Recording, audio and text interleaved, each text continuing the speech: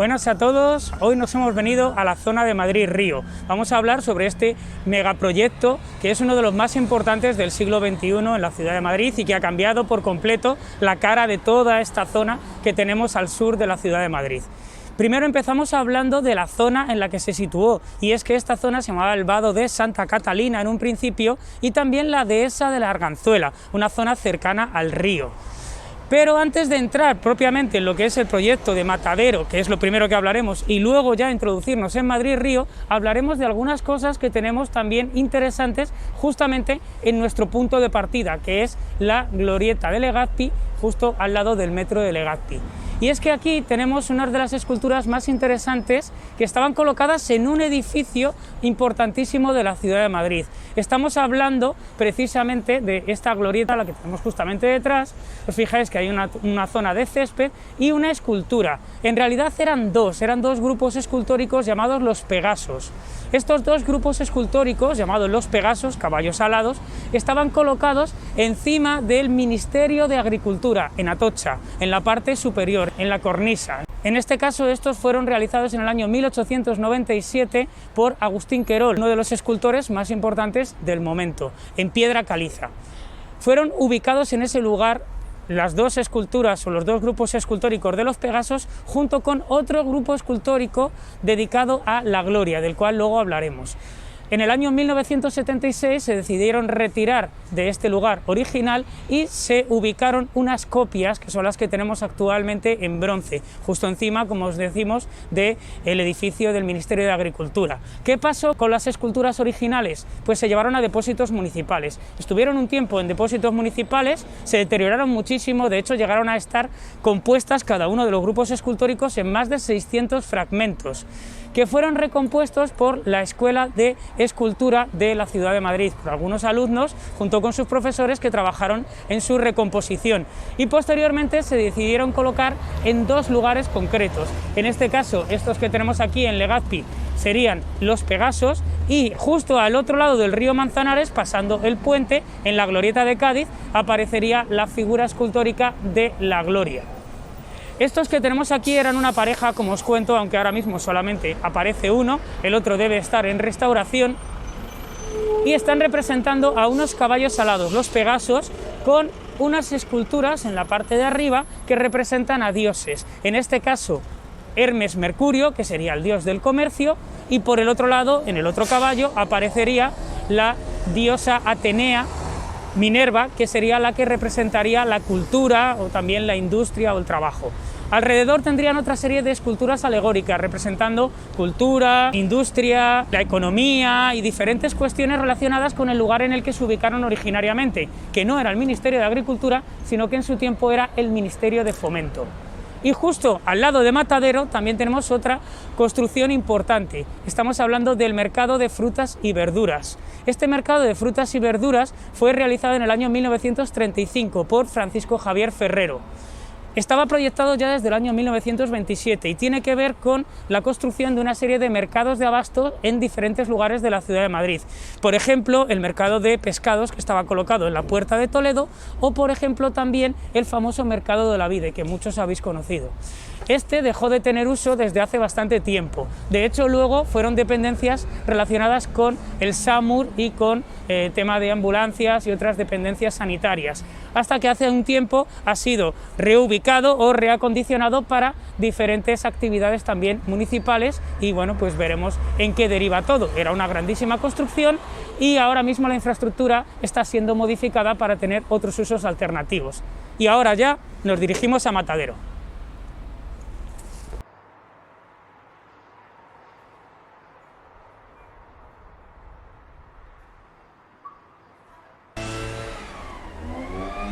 Ya hemos accedido a lo que sería la superficie perteneciente al Matadero, hoy en día integrada en el Madrid-Río. Y vamos a hablar largo y tendido del Matadero porque seguramente sea el proyecto de principios del siglo XX más importante de todo Madrid. Pero antes, para entrar un poco en contexto, vamos a comentar los diferentes mataderos y la relación con carnicerías que ha tenido la ciudad de Madrid. Lo primero que se conoce, nos tenemos que remontar al siglo XV para tener documentación sobre las primeras zonas de matadero o zonas de carnicería. Una de las primeras que se conoce estaba precisamente en la Plaza del Arrabal, como bien sabéis, la actual Plaza Mayor. Allí se ubicó, donde tenemos actualmente la Casa de Carnicería, una de las primeras carnicerías de Madrid, aunque había otras. Hay otro documento que nos habla en tiempos de Enrique IV, se trasladó una de estas carnicerías a la Plaza de San Ginés, con lo cual allí también tendríamos una. Comenzado el siglo XVI se va a conformar un poco más toda esta actividad de matadero, ya que los Reyes Católicos, allá por 1502, organizan el gremio de carniceros de Madrid, con lo cual se va a hacer una gestión ya en cierto modo organizada. Es en el siglo XVI cuando se va a situar un primer matadero de importancia en lo que sería el cerro de la calle Ribera de Curtidores. Estamos hablando de la actual Plaza de Cascorro. Allí se va a situar un matadero y carnicería que se le daría el nombre con el tiempo de rastro. Esto de rastro hacía referencia también al matadero, ya que esta actividad de degüello va dejando rastros de sangre, rastros de vísceras, que es lo que da este nombre al rastro. Claro, como había mucha actividad carnicera en aquella zona, también va atrayendo a otros comerciantes, como por ejemplo curtidores, de ahí que la calle se llame Ribera de Curtidores.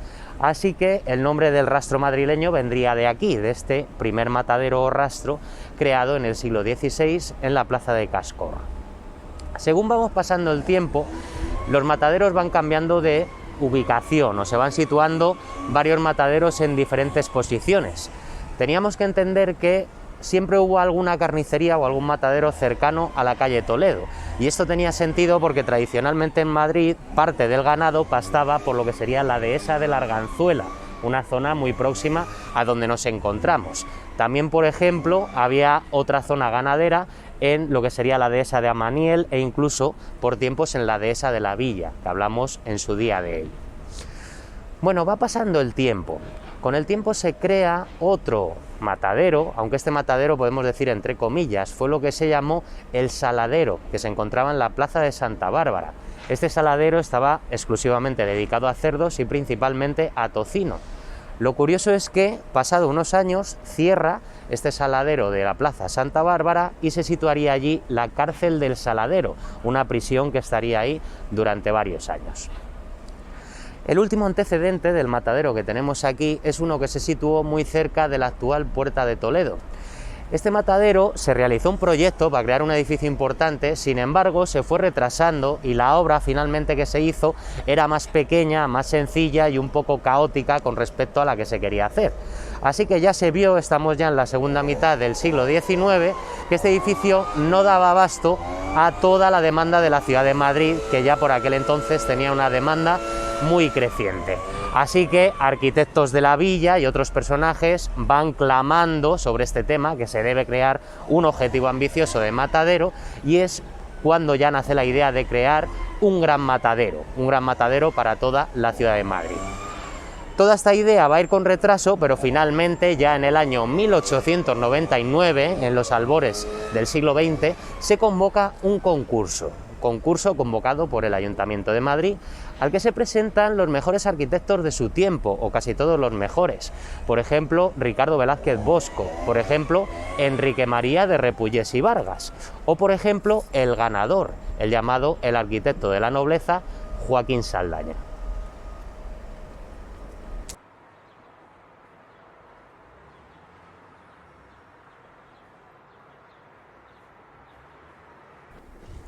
Bueno, como nos ha dicho Jorge, el que quedó ganador de este concurso fue Joaquín Saldaña. Pero Joaquín Saldaña no fue el arquitecto que finalmente realizó estas edificaciones, todo este conjunto o este complejo, sino que fue otro arquitecto, Luis Bellido. Esto es interesante. Joaquín Saldaña había hecho un proyecto que era magnífico, pero un proyecto quizás demasiado elegante para un edificio tan funcional o para un uso tan funcional que es el que iba a tener este matadero.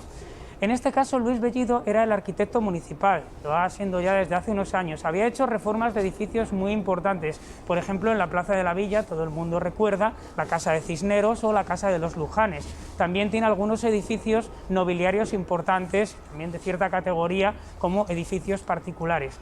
Pero en este caso, lo que se le encarga es hacer un grandísimo complejo para matadero, por un lado, y por otro lado, para mercado de ganado.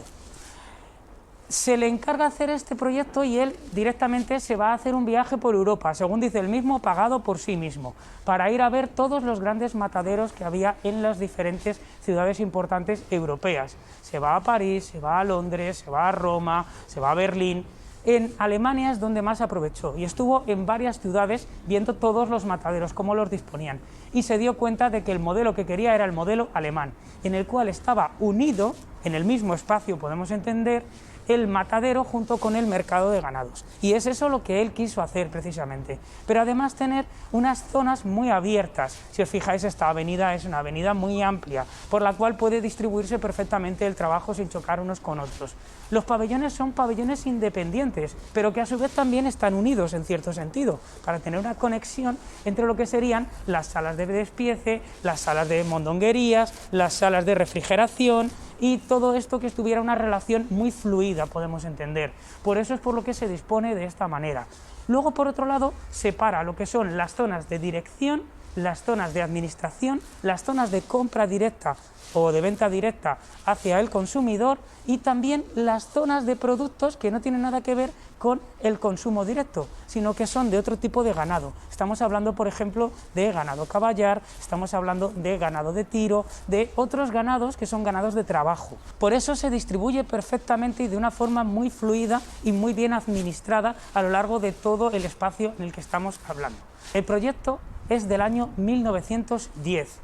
Ese es el proyecto más o menos definitivo, pero no se empieza a trabajar sobre él hasta un año después, cuando se contrata a el grupo que va a realizarlo, en este caso dirigido por un ingeniero, José Eugenio Rivera. De José Eugenio Rivera, por cierto, tenemos un puente muy interesante, que es el puente de la Reina Victoria. Seguramente muchos de vosotros lo conoceréis, está muy cerca ya de la zona de las ermitas de San Antonio de la Florida.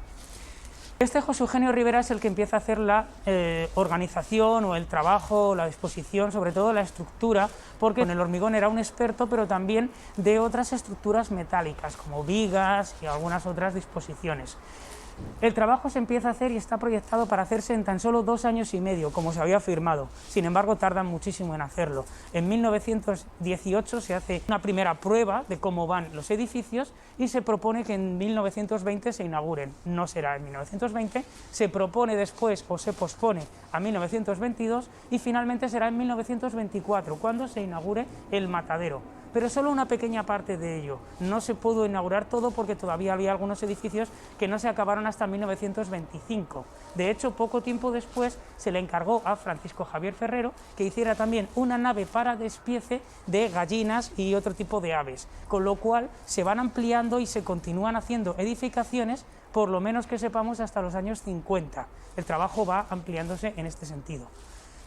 Solamente unos pequeños detalles en cuanto a la arquitectura. La arquitectura es una arquitectura que podemos considerar neomudéjar. Si os fijáis, el empleo del ladrillo de forma decorativa es bastante importante, aunque la estructura principal, si os dais cuenta, está hecha con mampostería, esto es, con piedras irregulares que están colocadas o ubicadas unidas con cemento o con una cierta argamasa. Se le da un toque industrial, es un toque industrial al estilo alemán en este caso, pero sin embargo tiene algunos pequeños toques decorativos, como hemos dicho, los juegos del ladrillo, alguna serie de ventanales, pero sobre todo, si os fijáis, algunas pequeñas grecas o fenezas que aparecen ubicadas en cerámica, de ese color blanquecino y verde, que van dando como un toque de vida, un toque de luz a toda la propia edificación. Cada edificio o cada serie de edificios, por decirlo mejor, tienen una disposición y estructura completamente diferente, aunque todos ellos tienen, como vemos, una arquitectura común. Este uso, por un lado, del granito en la parte inferior, del ladrillo para hacer las estructuras de las edificaciones y luego, sobre todo, la mampostería, que es el toque principal. Algunos pequeños remates también con casamatas y con estructuras en pináculos que nos siguen haciendo este espacio funcional, pero a la vez ciertamente decorativo.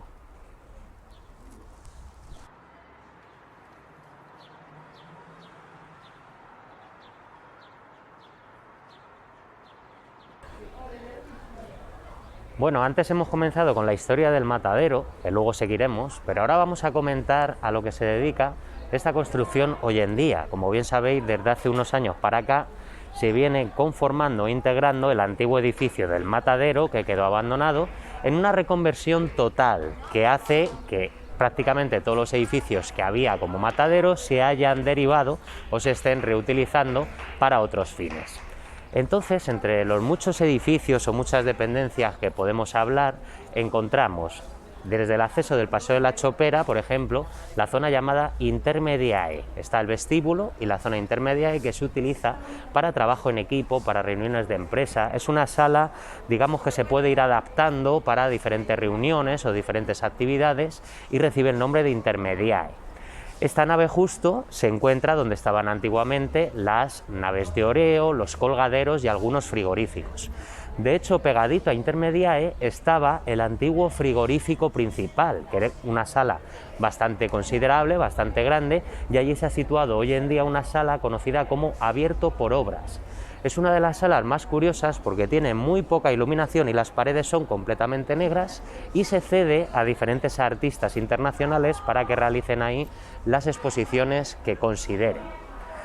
Más espacios, por ejemplo, las antiguas naves de terneras, de lanar y de porcino son hoy en día dedicados para la actividad teatral. Encontramos un pequeño teatro, luego hay una sala más grande, más importante, de hasta 750 espectadores, además de camerinos, zonas de ensayo, etcétera, otra serie de edificios. Por ejemplo, tenemos una cineteca, es una sala con 2 salas de cine dedicada a la proyección de documentales, proyección de películas. Tenemos también la cantina, donde poder tomar algo o donde poder comer. Tenemos, por ejemplo, también la nave 16, que es una nave multiusos que se utiliza para diversas funciones, o lo que podéis ver justo a mi espalda, conocida como la Casa del Lector, y que se ubica en las antiguas naves de degüello de terneras. Muchísimas actividades, muchísimas construcciones. Otro ejemplo que es bastante curioso es la Plaza Matadero. Es una enorme plaza en la que también a veces pues, se hacen diferentes actividades, y que en el proyecto se dejó ya por si era necesario alguna ampliación posterior del matadero. Hay colocados 2 ingenios llamados Scarabox, que son, bueno, pues una especie de multiusos que vale para grabar, para mover, para diversificar espacios. Bueno, en total son más de 20 espacios dedicados a temas culturales, de teatro, de cine, de lectura, prácticamente todo lo que podáis imaginar, y que podéis consultar las diferentes actividades en la página web de Matadero. Claro, tantos años de historia aquí, pues han ocurrido diferentes curiosidades y queríamos comentar algunas de ellas. Quizá una de las más conocidas ocurrió, bueno, cerca de aquí, no exactamente aquí. En 1928, el célebre toro que se escapó y terminó en la Gran Vía. Se dice que este toro se escapó de lo que sería la dehesa de la Arganzuela, que comentábamos antes, y recorrió toda la calle de Madrid embistiendo a quien encontraba por el camino, destrozando puestos callejeros, llegó a Plaza de España y de ahí continuó subiendo hacia la Gran Vía. Afortunadamente estaba paseando en aquel momento el torero Fortuna por la Gran Vía, entonces mandó a un chiquillo corriendo a su casa a por un estoque y una capa, y así pudo, digamos, torear al toro y abatirlo allí mismo, en una de las historias más conocidas de Madrid. El matadero también ha servido como zona de rodaje. Aquí, por ejemplo, se han rodado escenas de la película Matador de Almodóvar o El embrujo de Shanghái de Fernando Trueba, y mucha gente recordará que en la plaza que estábamos comentando del matadero se rodó en el año 2013 Masterchef, el célebre concurso de cocina que podemos ver actualmente. Quizá hoy en día una de las actividades que más gente atrae de aquí del matadero es el mercado de productores, que está aquí todos los meses con productos frescos de la Comunidad de Madrid y que podéis venir a comprar estos productos.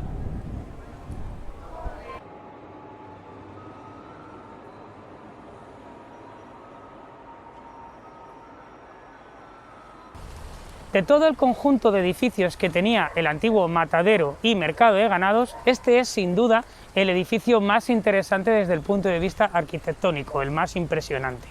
Es justamente el que tengo detrás, y se trata del edificio de administración central del antiguo mercado y matadero. Era el edificio de organización, podemos entender. Estamos hablando justamente del lugar en el cual tenían que entrar a fichar los trabajadores. Justamente aquí, en la glorieta que tenemos enfrente del edificio, es donde terminaba su viaje el tren, un tren que venía en el ferrocarril solo para poder traer mercancías al propio mercado, para traer trabajadores también y volver otra vez a llevar ya los productos procesados y repartirlos por diferentes lugares de Madrid o de otros lugares aledaños. Y era este justo el lugar en el cual estaba también el punto de dirección del propio matadero, estaban los servicios propios de este sentido. También en la parte de atrás estaba la bolsa, era la bolsa de contratación. Estamos hablando de un lugar en el cual se entraban también ciertos ganados, se podían ver, se podían comprar y se podía mercadear con los productos. A partir de aquí se distribuía todo el espacio en dos partes completamente paralelas. Quiero deciros que justamente desde este edificio, a derecha e izquierda de él, había más o menos el mismo número de edificios. En principio se proyectaron 48 edificios, posteriormente llegó a haber hasta 64 edificios, estancias, disposiciones, etc.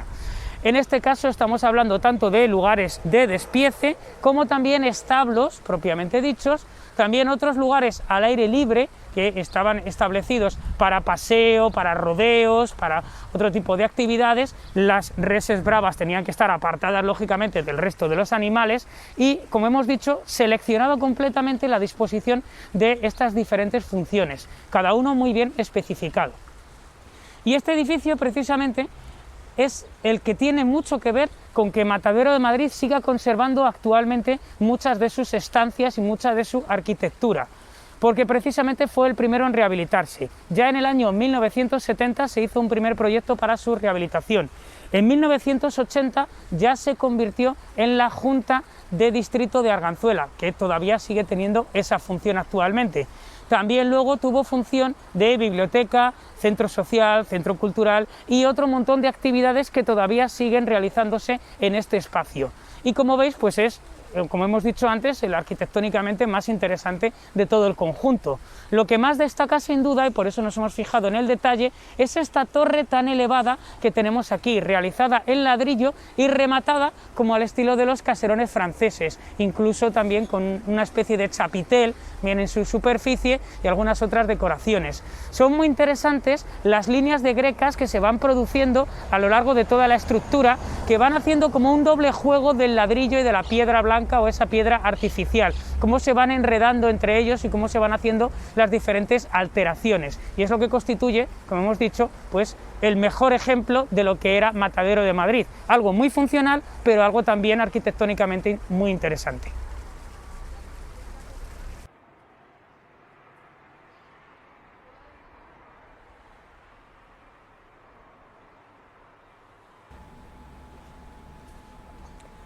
Nos encontramos ahora en el conocido hoy en día como Palacio Cristal de Arganzuela, aunque todavía no hemos salido de las antiguas dependencias del Matadero, todavía nos queda un trozo que pertenecía a esta sede. Bueno, la razón es que este edificio ha cambiado, claro. En origen sería un edificio realizado también en ladrillo y mampostería, parecido a los que venimos viendo. ¿Para qué se utilizaba este edificio en origen? Simplemente para el paso del ganado, principalmente terneras. Había dos calles en un edificio rectangular en el centro y desde ahí pues iban haciendo que avanzaran para ir hacia el matadero. También es curioso porque tenían unos enormes abrevaderos en cada una de estas calles para así poder abrevar al ganado que pasaba por allí. Este edificio comenzó a cambiar después de la Guerra Civil, y es que la hambruna que se vivió, sobre todo en los primeros años de posguerra, va a hacer que este edificio cambie su función y se va a reconvertir en nave de patatas. También tiene mucho que ver con la gastronomía madrileña el hecho del matadero y las hambrunas de estos años. Fijaos que el matadero siguió con su actividad, aunque sí es verdad que mermó en cierto sentido, pero algunos de los productos más básicos o incluso que los tiraban aquí en el matadero eran productos como las tripas, por ejemplo, ciertas vísceras. Entonces se cuenta que la gente pobre venía aquí para que les dieran pues estos callos sobrantes o este tipo de vísceras. Y de este hecho vienen algunos de los platos más típicos de Madrid, como los callos, que en realidad es una reinterpretación de los callos realizados en Asturias, o las célebres gallinejas. Bueno, el edificio quedó mucho tiempo como nave de patatas, posteriormente quedó en desuso, y ya la intervención que tenemos actualmente es del año 1992, es Guillermo Costa el que la realiza. ¿Qué ¿Qué se quería hacer? Pues se quería hacer un edificio que sirviera como invernadero, que de hecho es todavía hoy su función. Entonces, para el proyecto, principalmente Guillermo Costa se fijó en invernaderos decimonónicos de Londres y de Viena. Son un poco los ejemplos que tomó para realizar este edificio. Es una arquitectura principalmente en hierro y cristal, que están todos los elementos realizados, y tiene algún detalle interesante como unas cabezas de vaca que se van sucediendo en toda la construcción. En los años 90 se situaba también aquí una Dalieda, que hoy en día ya no está, ya que se trasladó posteriormente la Dalieda, donde conocéis, a la Dalieda de San Francisco, la mayoría de ejemplares, y otros al Jardín Botánico. Como os comentaba, hoy tenemos aquí en día un invernadero muy interesante. Hoy en día está cerrado a causa de la pandemia, pero cuando reabran recomendamos que lo visitéis porque merece la pena. Divididas en 4 zonas diferenciadas, con 4 climas, todo preparado para esta vegetación, en total hay más de 9.000 especies vegetales diferentes, divididas en 2 tramos de vegetación subtropical, uno de vegetación tropical y otro de vegetación desértica.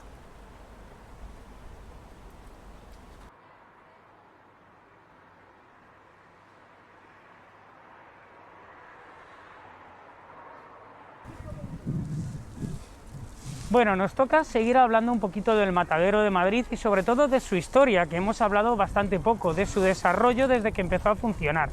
Ya nos ha dicho Jorge que ya a finales del siglo XIX se hizo el primer proyecto o el primer concurso de proyectos para su realización. Como hemos visto, hasta 1910 no se inicia oficialmente las obras. Hasta el año 1924 no se da por inaugurado y hasta 1925 no quedan concluidas sus primeras construcciones o sus construcciones originales. En 1924 ya empieza su funcionamiento, empieza por partes, como hemos hablado. En 1925 continúa, se amplía con otra serie de edificaciones, como hemos hablado, y tiene una importancia tremenda en la ciudad de Madrid desde el año 1925 hasta el año 1936. En ese momento, la cantidad de ganado que se mataba al día era tremendo. Podemos hablar de hasta 4.000 vacas al día podrían matarse en este lugar. Estamos hablando también de cifras de cerdo más o menos aproximadas y algunas otras cantidades también tremendas. Y también podemos decir que aquí trabajaban aproximadamente el 10% de todos los trabajadores de Madrid en aquel momento, en unas funciones u otras.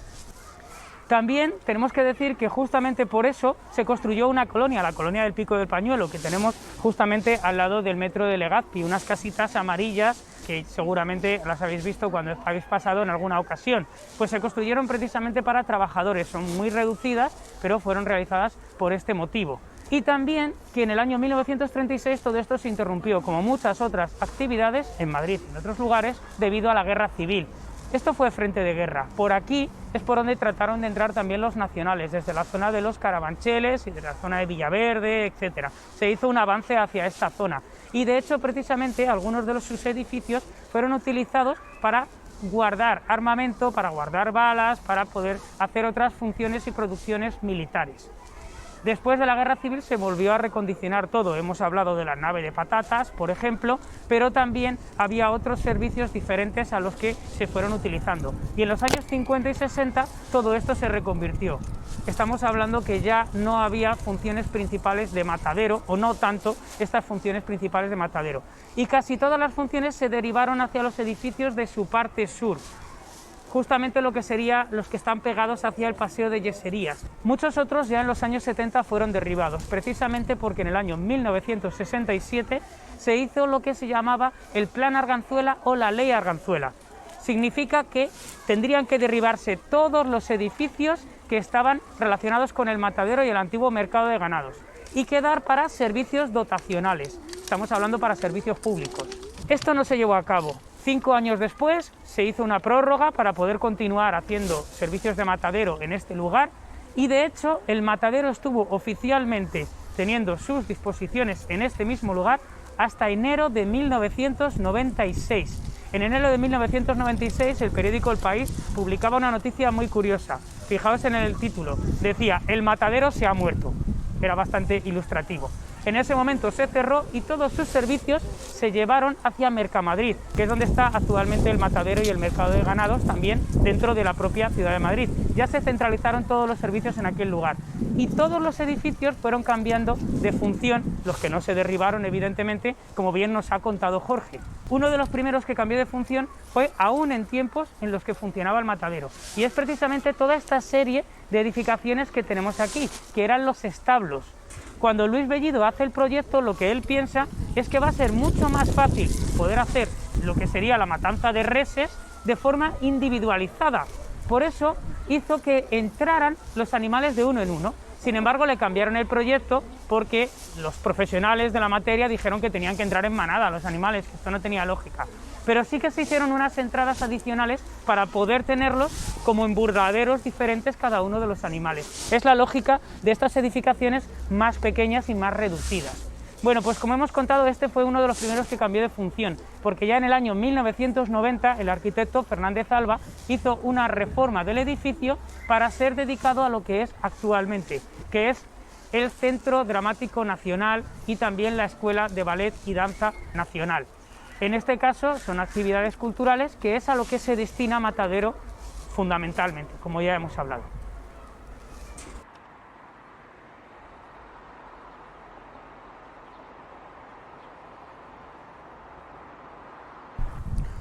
Bueno, ya hemos salido de Matadero y hemos entrado en Madrid Río, aunque Matadero, como hablábamos, también se integra hoy en día en este parque. Y tenemos que hablar de este proyecto porque seguramente sea el proyecto más importante de la ciudad de Madrid en lo que llevamos del siglo XXI. Antes vamos a irnos un poco atrás para ver el contexto. Como bien sabéis, a partir de 1970 se construye la autovía de circunvalación M30. El caso es que la M30 en todo este tramo, es decir, siguiendo la corriente del río en esta zona, dejó el río totalmente cerrado. El río quedó abandonado, los ciudadanos quedaron fuera de los márgenes del río, porque pasaba la carretera y todas sus instalaciones por aquí. Entonces, en el año 2005 se convoca un concurso de ideas con, en principio, un objetivo principal: recuperar el río y sus riberas para los ciudadanos. Este es el objetivo del proyecto, al que se presentan multitud de solicitudes, tanto de España como del extranjero.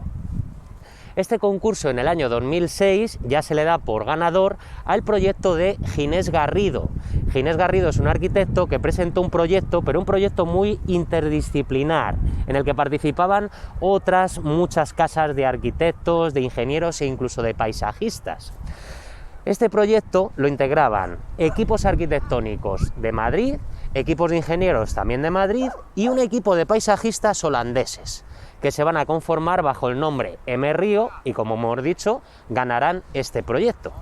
Entonces, ¿cuál era su idea? El proyecto se dice que lo ganaron por sus valores ecológicos, porque querían volver a traer la ecología a todo este terreno que había quedado abandonado con esta construcción de la M30 que estamos comentando. Y aparte de ello buscaron objetivos nuevos que hoy en día los podemos ver muy bien. Primero, reconectar los barrios de Madrid. Y es que tenemos que entender que principalmente los distritos de Arganzuela y Carabanchel estuvieron prácticamente aislados, porque en un tramo enorme de 7 kilómetros había solamente 3 zonas por las que cruzar, o 3 zonas importantes por las que cruzar. Así que estos barrios estaban bastante aislados. Con esta nueva construcción se han unido estos distritos y a la vez otros barrios con una serie de construcción de pasarelas. Otro gran objetivo, en este caso muy ambicioso, es intentar crear en Madrid una masa uniforme de vegetación que abarca hasta 3.000 hectáreas, lo cual es una cifra única en el mundo prácticamente, o increíble, porque claro, lo que se llama Madrid-Río es un espacio de 7 kilómetros que va a lo largo de todo el río, que iría aproximadamente desde el puente de los Franceses por el norte hasta la zona del nudo sur por la zona sur. Entonces, claro, si hacemos una vista a toda esta zona, podemos llegar a conectar varios parques de Madrid con el Madrid-Río, empezando por la zona sur, el Parque Lineal del Manzanares, el propio Madrid-Río, que conecta con la Casa de Campo por la Puerta del Rey, entre otros lugares, como vimos el otro día, también muy cerquita del acceso al Parque del Oeste y la conexión Casa de Campo con el Pardo. es decir, una superficie casi uniforme de vegetación de 3.000 hectáreas, lo cual es algo único, como comentamos. Bueno, el proyecto se desarrolló entre el año 2006 y 2012, las diferentes construcciones. Queda alguna zona que luego hablaremos, que quedó pendiente, pero bueno, básicamente se realizó en solo 6 años. Fue una obra bastante rápida. Y entre otras cosas ha ganado varias distinciones o varios premios, entre ellos el más señalado, el premio Veronica Rootz de la Universidad de Harvard.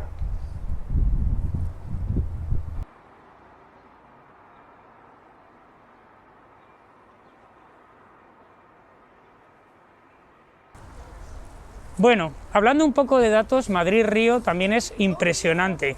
¿Por qué? Porque estamos hablando de 10 kilómetros de camino exactamente entre lo que sería el puente de los franceses y su conexión posteriormente con el tramo 1 del Parque Lineal del Manzanares. Estamos hablando de 10 kilómetros de transición en total y sobre todo 1.200.000 metros cuadrados de lugar de actividad para toda esta obra. Las obras fueron tremendas, llevaron muchísimo tiempo, lógicamente el coste fue tremendo también, pero sí que es verdad que ahora hemos ganado muchísimo espacio para la naturaleza, como decía Jorge, hemos unido muchos parques de la ciudad de Madrid, se ha ampliado muchas zonas y sobre todo, ya que venimos de Matadero, hablemos de que la zona de Matadero son 33 hectáreas que se han unido a lo que sería la superficie del parque, posteriormente cuando se ha hecho su remodelación o su restauración. Sí que es verdad que existía un pequeño parque, el Parque del Matadero, que ya desde los años 70 tenía también su actividad cerca del río, más o menos cercana al río. En cuanto a lo que podemos ver aquí en Madrid-Río, está separado en varios espacios diferentes, pero lo primero y lo más importante, la separación que tiene el propio río. Por el medio va el río y a nuestra derecha, según venimos de Príncipe Pío, podemos entender, está lo que se llama el Salón de Pinos. El Salón de Pinos es una superficie de unos 6 kilómetros de longitud en los cuales hay plantados un montón de pinos, como estáis viendo aquí, aproximadamente 10.000 ejemplares de pinos.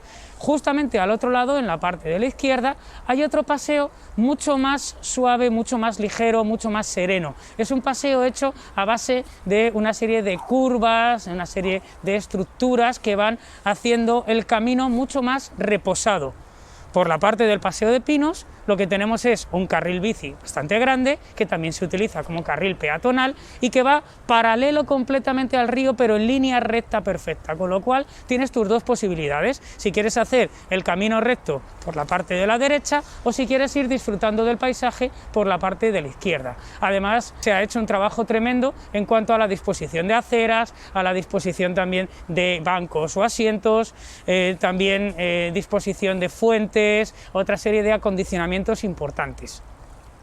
En cuanto a las zonas deportivas, también hay una actividad bastante grande, porque tenemos pistas de pádel, pistas de tenis, pistas de fútbol 7, pistas de fútbol sala, pistas de fútbol 11, pistas de baloncesto, tenemos una pista de BMX, un circuito de BMX para montar en bicicleta, tenemos también circuitos hechos biosaludables para los ancianos o personas mayores pues, que quieran hacer este tipo de actividades.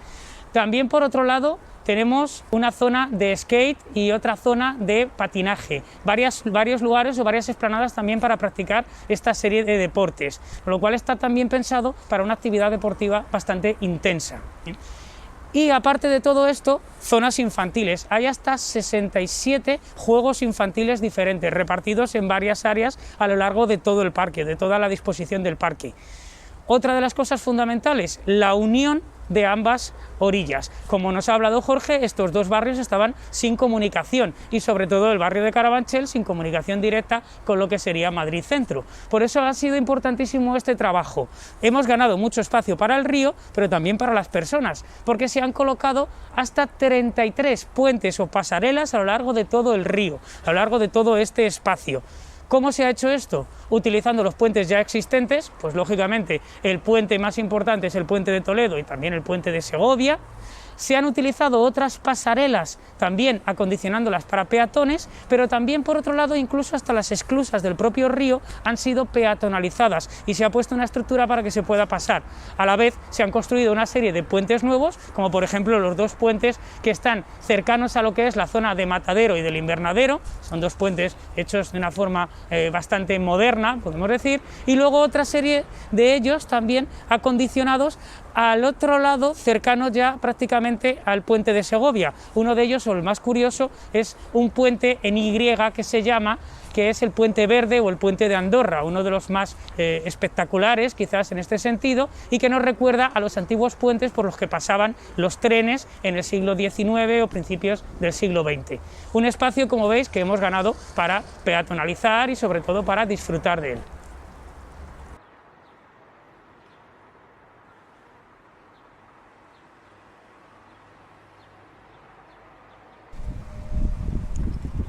Nos encontramos con uno de los monumentos antiguos más señalados del actual Parque de Madrid-Río, pero que viene en el contexto del Parque de la Arganzuela, que comentaremos luego. Es considerada una de las obras más importantes de la época, estamos hablando de principios del siglo XIX.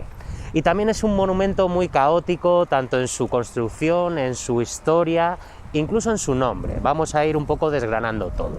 Lo primero de todo, ¿cómo se llama? Se llama el Obelisco de la Fuente Castellana. Esto es curioso porque ni es un obelisco, ni es una fuente, ni está en la Castellana, pero bueno, sí que nos da pistas sobre la evolución de la historia de este monumento. Nos encontramos en 1830, reinado de Fernando VII. En 1830, la esposa de ese momento de Fernando VII, María Cristina de Borbón, se queda embarazada. Esto era una noticia tremenda porque hasta ese momento no había heredero para suceder, heredero directo, entendemos, del propio Fernando VII. Así que cuando sabe de la noticia se pone tan contento que empieza a encargar una serie de monumentos conmemorativos para celebrar el que iba a ser el nacimiento de la que sería la futura Isabel II. Así que este monumento es uno de ellos. Entonces se encarga al arquitecto Francisco Javier Mariátegui y al escultor José de Tomás, que son los que lo van a realizar. Pero claro, la primera construcción era una fuente en realidad, no lo que vemos aquí. Había un gran pilón central y dentro de este pilón se situaba el monumento. Y los surtidores eran las dos esfinges de bronce que podéis ver a los lados. Bueno, pues este monumento, que se pensó comenzar a construir justo coincidiendo con el nacimiento de la futura Isabel II, se va retrasando y se comenzaría a construir cuando la reina ya tenía 3 añitos y su padre había fallecido. Ya el rey Fernando VII ya había fallecido, pero bueno. Y terminaría realizándose 5 años más tarde, con lo cual el retraso va a hacer que se alargue 8 años su construcción. ¿Dónde se va a situar esta primera fuente? Pues donde tenemos hoy en día la glorieta de Emilio Castelar. Ahí se sitúa esta fuente monumento y ahí quedaría tal cual hasta 1869, donde empieza un poco a disgregarse los elementos. En este año de 1869 se le quita la función de fuente, se pone un ajardinamiento alrededor y las esfinges, que eran los surtidores como hemos comentado, se los llevan al Parque del Retiro. No sabemos muy bien por qué. Pasado el tiempo llegamos al año 1909. En este año está lista ya para su colocación y su estreno la hermosa escultura dedicada a Emilio Castelar, que se va a colocar ya desde entonces en la plaza que comentábamos, con lo cual este monumento hay que moverlo. ¿Dónde se lleva? Se lleva a la plaza Manuel Becerra y se recupera su función de fuente con las esfinges y todo, aunque no sería el vaso original de la construcción. Allí en Manuel Becerra estaría bastantes años, estuvo allí hasta el año 1969, que es cuando se inaugura este Parque de la Arganzuela que estamos avanzando y que ahora nos comentará Álvaro. Entonces lo que se realizó aquí, una amplia glorieta que existía antiguamente, que también estaba aquí la zona de patinaje, pues aquí se colocó este monumento, con un pilón, con todos sus elementos, y aquí quedó. Claro, cuando se comenzaron a hacer las reformas de Madrid-Río, había que hacer algo con el monumento o resituarlo en cierto modo. Y se decidió hacer esta intervención, criticada por algunos, a otros les parece bien, bueno, como siempre, hay diferentes opiniones. El caso es que su función como fuente la ha vuelto a perder. Como veis, ya no hay pilón, ya no hay estructura de agua, ni absolutamente nada. Sí que hay una fuente enfrente, que han colocado, puede ser, en recuerdo de la antigua fuente. Bueno, desde entonces ya lo tenemos aquí, desde 1969, y ahora recolocado en este proyecto de Madrid-Río. En cuanto al monumento, decíamos que se llama obelisco, pero en realidad no es un obelisco, porque el elemento que asciende y llega hasta los 20 metros de altura es una columna truncada, con lo cual no podemos hablar oficialmente de obelisco. La estructura, realizada en estilo principalmente neoclásico, se basa en un pequeño podio en el que está realizado con varias rocas de gran tamaño, dos grupos escultóricos que encontramos a media altura, uno lo estáis viendo aquí, otro encontraríamos en este lado. El que podéis ver es el escudo real de Isabel II, que era a la que se dedicaba el monumento, y muchos adornos, como dos angelotes, como guirnaldas y como elementos militares. Al otro lado encontraríamos otro escudo, en este caso el escudo de armas de la Villa de Madrid, que cuenta con la osa y el madroño y con el dragón. Sabéis que en esta época todavía se situaba en el escudo de la Villa de Madrid, con otras guirnaldas y otros angelitos. Más decoraciones. Si os fijáis, esta columna estriada, truncada, que estábamos hablando, en el centro tiene un cubo. Este cubo representa por un lado el sol, por el otro lado la luna y por otro lado unas coronas laureadas. Y finalmente toda la estructura se remata por una estrella polar, que es el remate en bronce que podéis ver arriba, y que es la parte más alegórica del monumento. Esta estrella polar, digamos que le está indicando el camino que tenía que seguir la joven Isabel II en el momento de su coronación y su reinado, ya que el pueblo tenía muchas esperanzas puestas en este reinado de Isabel II.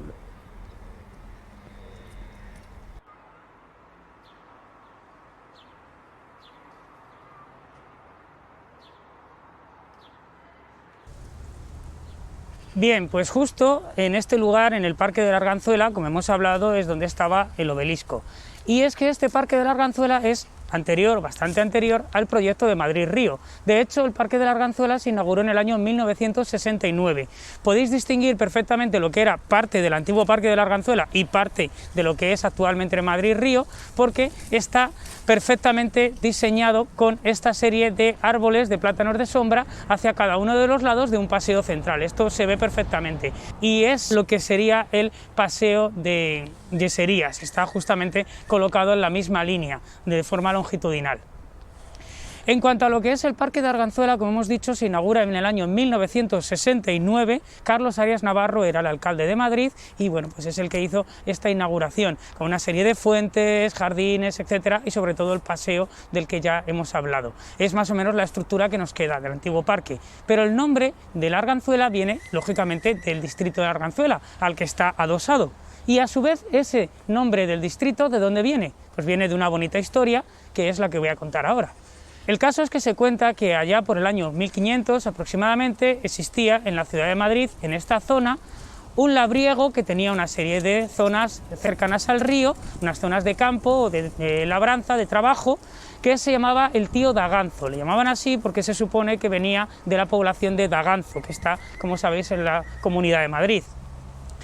Bueno, pues este hombre tenía una hija, que era bastante jovencita, a la cual llamaban despectivamente la Daganzuela, porque era la hija pequeña del tío Daganzo. Este era más o menos el sentido.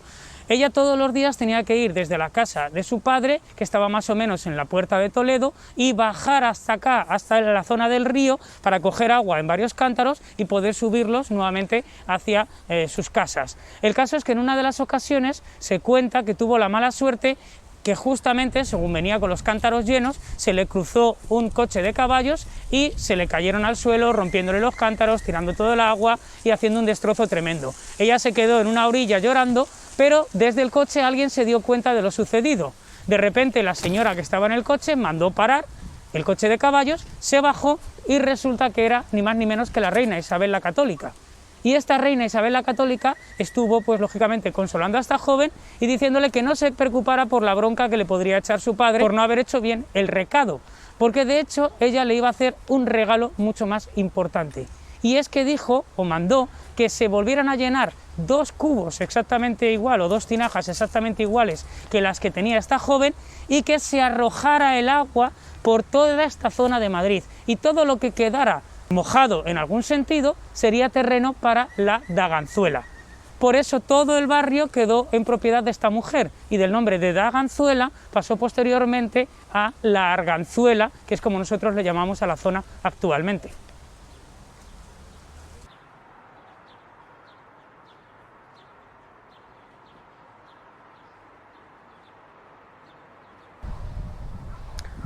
aparte de los paseos, las zonas verdes y toda esta organización del Parque Madrid-Río, también quisieron hacer alguna construcción especialmente señalada, especialmente ambiciosa, podemos entender. Seguramente la más ambiciosa de todas sea este puente que podéis ver a mi espalda, un puente llamado Puente Monumental de Arganzuela, sería el nombre oficial que tiene. Para esta obra se convocó un concurso, aunque curiosamente el que la realizó no fue el que ganó el concurso.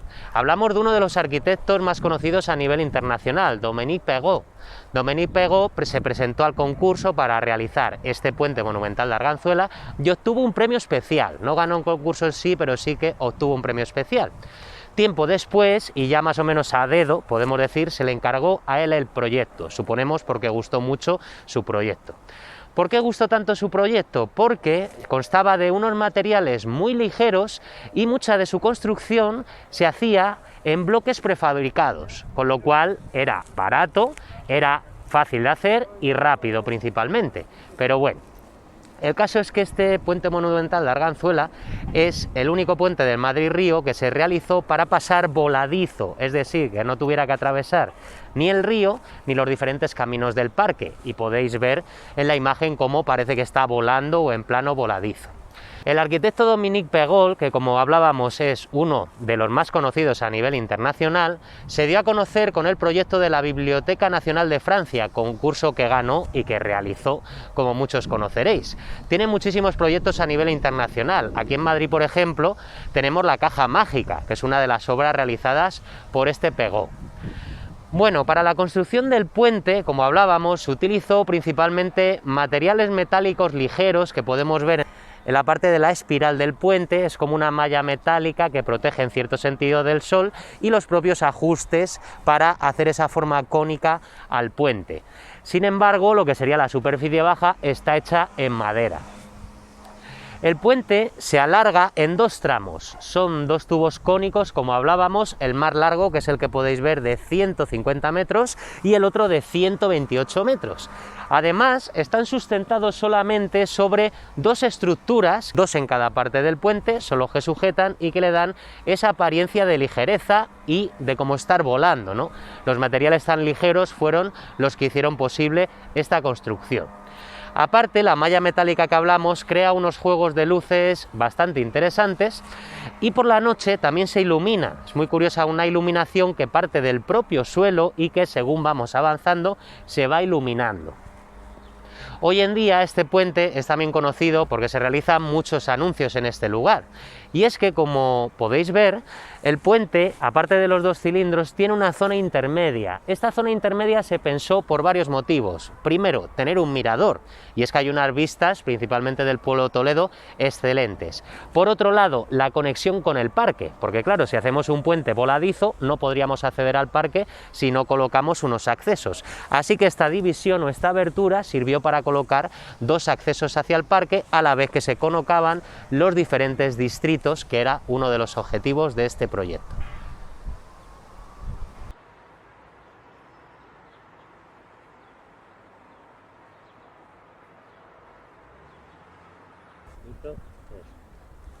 Y aquí tenemos al protagonista de nuestro paseo de hoy, que no es ni más ni menos que el río Manzanares. Si el parque se llama Madrid-Río, es precisamente porque ha intentado darle importancia al río Manzanares, que como bien sabéis estaba encajonado entre la M30 y que ahora pues ha ganado espectacularidad. Pero no solo eso, sino que desde hace unos años se está tratando de renaturalizar el río. ¿Por qué?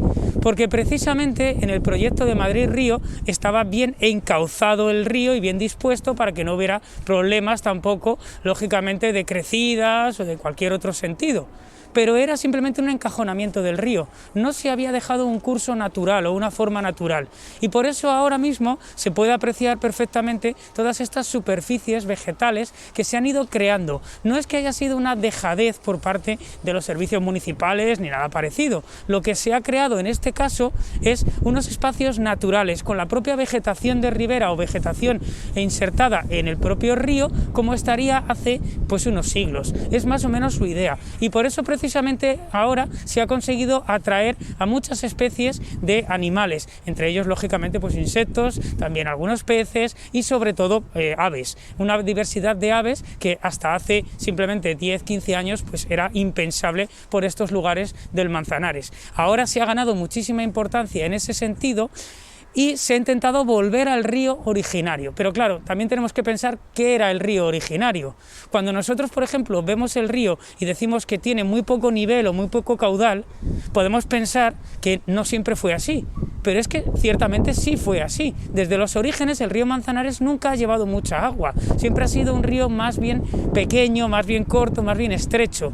De ahí, por ejemplo, surge la curiosa anécdota, ya en el siglo XX, ya a principios del siglo XX, de un embajador del Imperio Austrohúngaro que vino a Madrid y que él había estado en diferentes ciudades de toda Europa, conocía muchísimos ríos y dijo que este era el que más le gustaba, y que era el que más le gustaba sin duda porque podía pasarlo con su caballo de una acera a la otra, de un lugar al otro, sin mojarse siquiera las rodillas, con lo cual fijaos el caudal que tendría.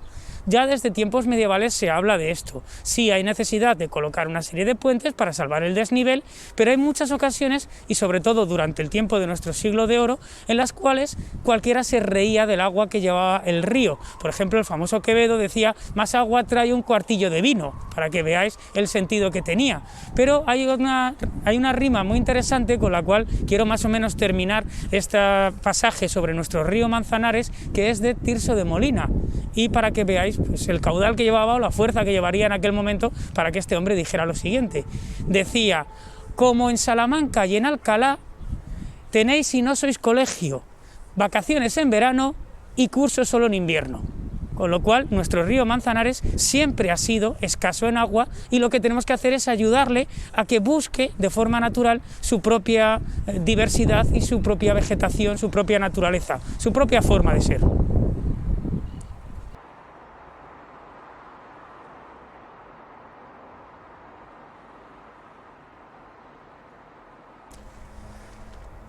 Nos encontramos muy cerca al puente de Toledo, uno de los puentes históricamente más señalados de la ciudad de Madrid, ya que este puente era la salida o el paso hacia la zona sur del país, con lo cual pues siempre fue una zona de bastante tránsito. Enlazando con lo que comentábamos antes del matadero, en el siglo XIX se dispuso que el ganado solo pudiera entrar a la ciudad de Madrid por la Puerta de Toledo, así que este puente y la consiguiente Puerta de Toledo también fue considerada la zona más ganadera de Madrid, por eso todo lo que comentábamos antes. Pero bueno, vamos a empezar con la historia del puente, que también tiene bastante. Ya desde el siglo XV se conocen intentos por hacer unas pasarelas, sería para el paso de carros principalmente. Los primeros proyectos realizados en madera y ladrillo alguno, pero bueno, muy sencillito, podemos entender.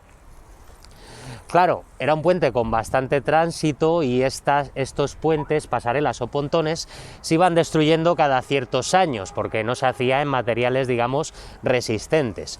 Esto es lo que dio lugar al llamado Paseo de Pontones, que conecta con el puente hacia la zona norte. Así que este es el sentido que tendría. Los primeros puentes de importancia van a llegar ya entrado el siglo XVII. El primer proyecto importante es de mediados del siglo XVII y se le encarga a Juan Gómez de Mora, que es el que va a realizar los trazos, aunque el arquitecto sería posteriormente José de Villarreal. Son dos de los mejores arquitectos de Madrid en este siglo. Bueno, pues se realiza el puente, sin embargo, este puente se lo va a llevar una riada, allá por 1660. Claro, nos estaba comentando Álvaro que efectivamente el río Manzanares siempre ha llevado muy poco caudal, pero eso no quita que en ciertos momentos, debido a deshielo o inundaciones, las crecidas del río podrían arrastrar elementos constructivos como le ocurrió a este puente. Bueno, pues en 1660 una riada se lleva este puente de Toledo diseñado por Juan Gómez de Mora. Pero es que posteriormente se reconstruye, se reinaugura en 1677 y 3 años más tarde, en 1680, otra riada se lleva al puente, con lo cual fijaros, las primeras pasarelas se perdían a los pocos años y los primeros puentes que se realizan de verdadera importancia se los llevó una riada del Manzanares. Bastante curioso. Ya visto esto, pues se quiere hacer otro nuevo proyecto, en este caso para hacer un puente ya más robusto, ¿no? Ya que aguante, que sea más alto y que sirva para muchos años.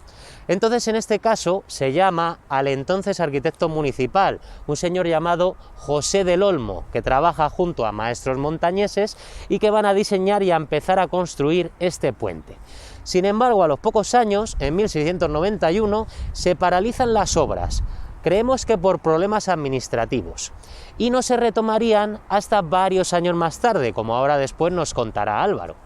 Esto es curioso porque el proyecto posterior aprovecharía lo ya construido, y es por ello que encontramos una parte del puente que es muy diferente a las otras y que podéis ver a mi espalda. Si os fijáis, la rampa que daría a Marqués de Vadillo o al distrito de Carabanchel está realizada con mampostería de caliza y verdugadas de ladrillo, mientras que el resto del puente está realizado en una piedra muy imponente.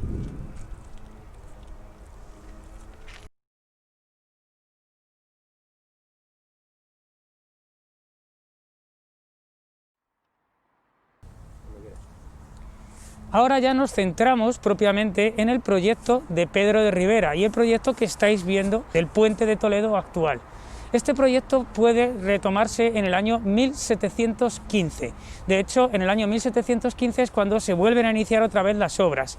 Todavía bajo los preceptos más o menos de Teodoro Ardemans, que era el arquitecto del rey hasta ese momento. Pero tras la muerte de Teodoro Ardemans ya será el propio Pedro de Ribera el que implantará su propia forma de construir. En este caso, una forma mucho más elegante, una forma barroca propiamente dicha. Estamos hablando justamente de una serie de decoraciones que ya podemos empezar a apreciar. Si os fijáis, todos estos torreones de forma curva que van haciendo la estructura nos van dando una silueta más o menos como si fuera una muralla, como si estuviéramos hablando de una ciudad amurallada. Es el sentido que se le quiso dar por un lado. Por otro lado, los torreones son mucho más salientes de lo que deberían solamente por su propia construcción, o sea que es un alarde decorativo el hacerlos de una forma ultra circular en varias de sus esquinas. Luego también, si os fijáis, en el propio pretil, la parte superior de lo que sería el puente, se pueden apreciar pequeñas decoraciones, pequeños toques. Si os dais cuenta, aparecen como unas pequeñas guirnaldas, unos roleos, algunas líneas, una serie de bases que ya van ciertamente decoradas. Sobre la superficie del pretil, ¿qué es lo que tenemos? Tenemos unas estructuras que son como unos pináculos, pero también bastante decorados. Están rematados, de hecho, en una especie de bellota. Luego, por la parte de abajo, parece una estructura también que va ensanchándose hasta su base, si os dais cuenta, y también pues con unas modulaciones bastante espectaculares. Pero lo más impresionante de todo el puente, en cuanto a decoración, propiamente dicho, se realizó en el año 1722, aún no concluido. El propio puente se encargó a Juan Alonso de Villabrille y Ron, el escultor propiamente de Pedro de Ribera, con el que siempre trabajaba en todos sus proyectos. Si queréis ver, lo más espectacular de él es la fachada del antiguo hospicio, que es el Museo Municipal de Madrid, pues ahí podréis ver la portada que está hecha por este escultor de una forma maravillosa. Y aquí lo que hizo fueron dos templetes al estilo barroco justamente en el centro del puente. En este centro del puente coloca a ambos lados dos templetes, están realizados en granito, toda la estructura, y luego las decoraciones del interior hechas en piedra caliza. Representan a Santa María de la Cabeza y a San Isidro, que son los dos patrones de Madrid y que son a su vez los patrones protectores del puente. Es más o menos el sentido que se intenta dar.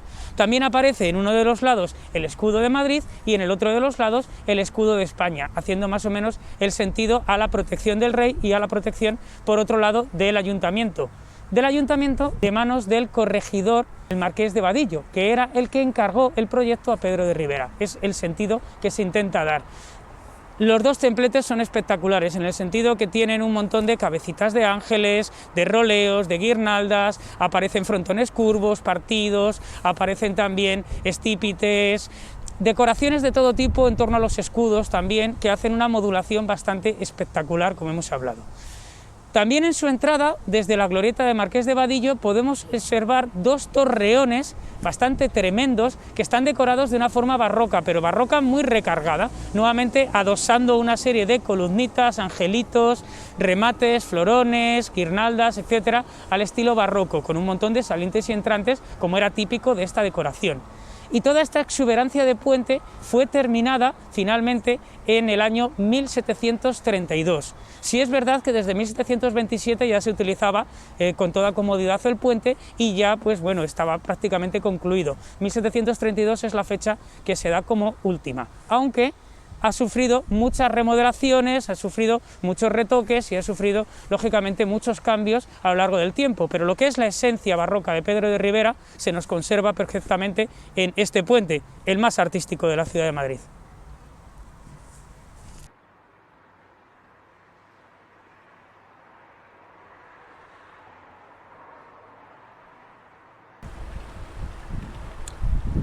Bueno, para terminar nuestra ruta de hoy lo vamos a hacer aquí donde estábamos, desde el puente de Toledo, y simplemente pues hacer una compilación de cosas que nos faltan por contar. Lo primero, una recomendación.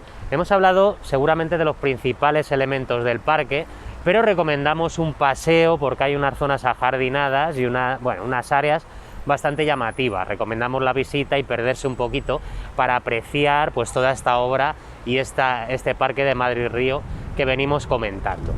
Relacionando con el puente de Toledo, ya hemos hablado de su historia, de su construcción, ya hemos hablado de esta zona que fue tradicionalmente una zona muy importante de paso principalmente hacia el sur de España, pero también era una importante zona ganadera, una importante zona de labranza e incluso una zona de lavaderos. En la parte de abajo del puente, relacionado con el río, también era una zona en la que las mujeres venían a lavar la ropa. En cuanto al puente, sí que hay que comentar, aunque no es agradable, pero hay que recordarlo, pues es uno de los sucesos más trágicos que sucedió en Madrid. El considerado todavía accidente de transporte público más duro de la historia de Madrid. Esto ocurrió allá por 1952, concretamente 28 de mayo de 1952, en la línea de tranvía que venía desde la Plaza Mayor hacia Carabanchel. ¿Qué ocurrió? Bueno, se ha investigado durante mucho tiempo. Hoy se cree que se debió a varios errores. En primer lugar, en la Plaza Mayor, cuando se disponía a salir el tranvía, ya vieron que había un pequeño problema de freno. De hecho, el conductor aconsejó no seguir la marcha, pero se hizo un apaño rápido y se dijo, bueno, puede continuar. El caso es que el tranvía continuó, pero al afrontar la cuesta que desciende desde la Puerta de Toledo hacia el puente de Toledo, que es una cuesta con una pendiente considerable, ahí fue acelerando y los frenos fallaron. Aparte de ello, decían que muy cerca del puente de Toledo había un tramo de la vía de 20 centímetros en los que faltaba el raíl, que esto ya venía de varios años, pero como no había pasado nada, pues así había quedado. Bueno, este 28 de mayo de 1952 el tranvía llegó al puente de Toledo a una velocidad desmesurada, ya prácticamente volcándose, y cayó justo hacia este lado. Es decir, si miramos hacia el puente de Toledo desde la glorieta de Pirámides, hacia el lado derecho, que sería el que tengo a este lado. Cayó y salió volando 8 metros hasta caer abajo, en la parte que sería del parque actualmente. Según las versiones de oficiales, murieron 15 personas y resultaron heridas más de 100. Hoy en día se cree que la cifra de muertos podría ser más importante que solamente 15. Así que bueno, es un hecho desgraciado que ocurrió en este lugar. Simplemente para terminar, hemos visto que el proyecto de Madrid-Río se constituyó muy rápido, prácticamente en 6-7 años se construyó todo. De hecho, los que hemos paseado por aquí desde sus inicios, pues hemos visto cómo los árboles, cómo la vegetación ha ido creciendo a una velocidad bastante importante. Aún así no lo podemos dar por terminado, porque como comentábamos antes, una de las grandes ideas de este parque es unir las diferentes zonas verdes de Madrid. Y hay otra operación que todavía sigue en marcha, que es la llamada Operación Mau Calderón. Como bien sabéis, el Vicente Calderón ha sido derribado. También una de las antiguas fábricas y zonas que tenía Mau ha sido derribada. Y tenemos el proyecto Operación Mau Calderón que se está realizando ahora. Así que hasta dentro de unos años no sabemos cómo puede terminar.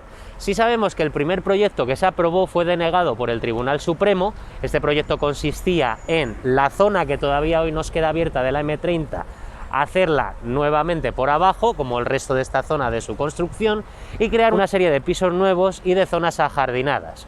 El proyecto de hoy parece más sencillo después de que tumbara este primero el Supremo, y se dice que se van a construir alrededor de 1.300 nuevas viviendas, además de amplias zonas verdes.